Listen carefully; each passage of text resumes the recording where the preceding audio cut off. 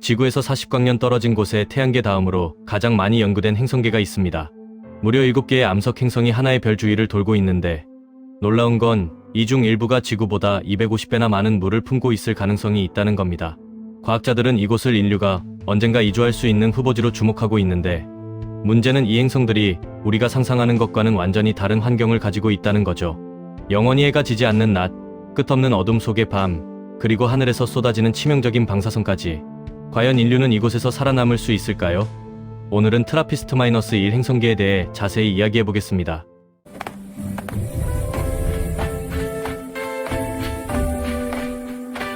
1999년 과학자들은 우연히 특별한 별 하나를 발견했는데 바로 트라피스트-1이라는 적색외성이었습니다. 당시에는 그저 평범한 발견처럼 보였지만 17년이 지난 2016년에 이 별 주위를 도는 행성들이 처음 확인되면서 상황이 완전히 달라졌죠. 그 다음 해에는 추가로 4개의 행성이 더 발견되면서 총 7개의 행성으로 이루어진 완전한 행성계가 모습을 드러냈고 과학계는 흥분에 휩싸였습니다. 이 행성들이 모두 암석으로 이루어져 있고 크기와 질량이 지구와 놀라울 정도로 비슷했기 때문이거든요. 제임스 웹 우주망원경이 등장하기 전까지 먼 외계 행성을 연구하는 건 정말 어려운 일이었는데 이 망원경은 원래 초기 우주의 은하와 별을 관측하기 위해 만들어졌지만 외계 행성의 대기를 분석하는 데도 탁월한 능력을 보여주고 있습니다. 근적외선 분광기와 중적외선 장비를 통해 멀리 떨어진 천체가 내뿜는 빛의 스펙트럼을 측정할 수 있거든요. 이를 통해 행성의 온도와 대기 구성을 파악할 수 있고 강력한 적외선 카메라로 두꺼운 구름층을 뚫고 행성의 지질까지 연구할 수 있게 되었습니다. 하지만 트라피스트-1을 관측하는 데는 큰 문제가 하나 있었는데 이 별이 적색외성이라는 점이었습니다. 적색외성은 우리 은하에서 가장 흔한 유형의 별이면서 동시에 가장 활동적인 별이기도 한데 하루에도 여러 번 강력한 플레어를 방출하거든요. 외계 행성의 대기를 연구하려면 별빛이 대기를 통과할 때 어떻게 변하는지 관측해야 하는데 플레어가 너무 자주 발생하면 일반적인 빛과 플레어로 인한 방사선을 구별하기가 어렵습니다.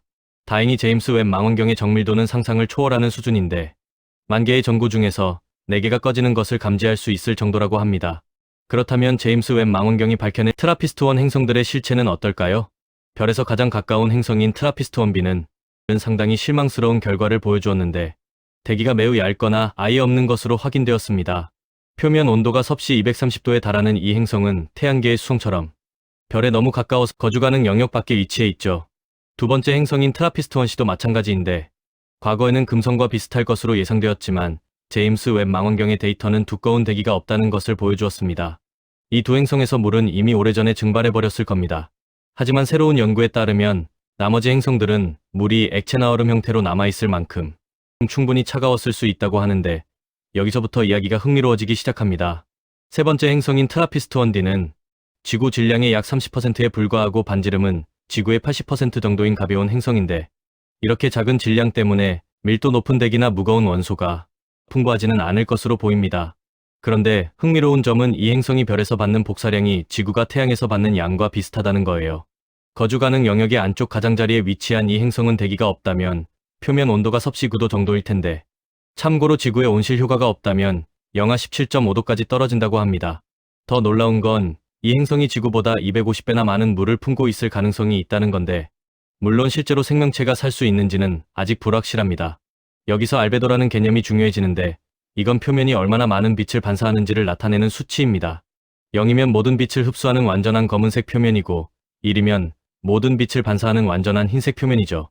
지구의 평균 알베도는 0.3인데 트라피스트-1d가 비슷한 값을 가진다면 일부 생명체가 살기에 적합한 환경을 제공할 수도 있습니다.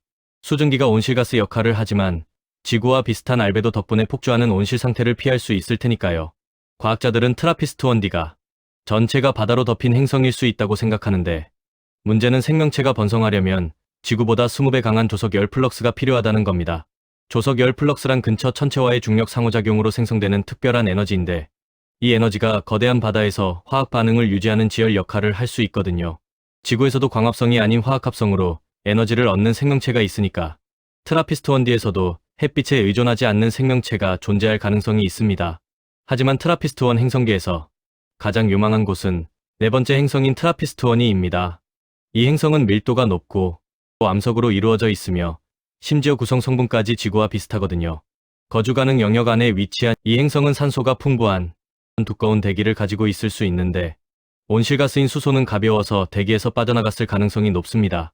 만약 트라피스트1이 처음에 지구와 화성보다 더 많은 물을 가지고 있었고 그것을 표면에 유지했다면 기후가 지구와 놀라울 정도로 비슷할 수 있다는 거죠. 트라피스트1에서의 삶은 지구와는 완전히 다른 경험일 겁니다. 일단 1년이 지구 시간으로 약 7일밖에 안 되고 낮과 밤의 개념 자체가 우리가 아는 것과 완전히 다르거든요. 트라피스트1 행성계의 모든 행성은 별에 너무 가까이 있어서 조석 고정 상태에 있는데 이건 한쪽 면이 항상 별을 향하고 반대쪽은 영원한 어둠 속에 있다는 의미입니다. 끝나지 않는 일몰이나 일출 속에서 하늘은 붉은 빛을 띠고 다른 6개의 행성이 마치 달처럼 하늘에 떠 있는 것을 볼 수 있을 텐데 일부는 지구의 달보다 더 크게 보일 겁니다. 낮이 계속되는 쪽에는 인간이 살 수 있는 육지가 있을 수도 있지만 기후는 지구와 많이 다를 겁니다. 넓은 지역을 덮는 두꺼운 폭풍 구름, 행성 전체의 열을 분배하고 온도 균형을 유지하는 거대한 먼지 폭풍, 그리고 이로 인해 발생하는 강력한 바람과 토네이도와 허리케인까지. 반대로 밤이 영원한 쪽은 탐험대에게도 가혹한 환경일 텐데 극지방의 추위와 거대한 빙하가 지배하는 세계니까요. 영원한 황혼이 지루하게 느껴질 수도 있지만 특히 첫 정착민들에게는 중요한 장점이 있습니다. 지구에서 우리 조상들은 변화하는 별자리를 방향의 기준으로 삼았는데 트라피스트1에서는 별이 하늘에 고정된 위치에 항상 있어서 마치 영구적인 북극성이 미지의 땅을 안내해주는 것과 같을 겁니다. 다만 그 별은 태양보다 몇 배나 더 크게 보이겠죠. 우리 은하에는 태양 같은 별보다 적색외성이 10배나 더 많은데 이 작은 별들은 수조년 동안 빛을 내며 생명체가 진화하고 번성할 수 있는 충분한 시간을 제공합니다. 하지만 앞서 말했듯이 적색외성은 평소에는 어둡지만 갑자기 밝기가 급격히 증가할 수 있는데 이건 마치 스테로이드를 맞은 태양 플레어 같은 겁니다.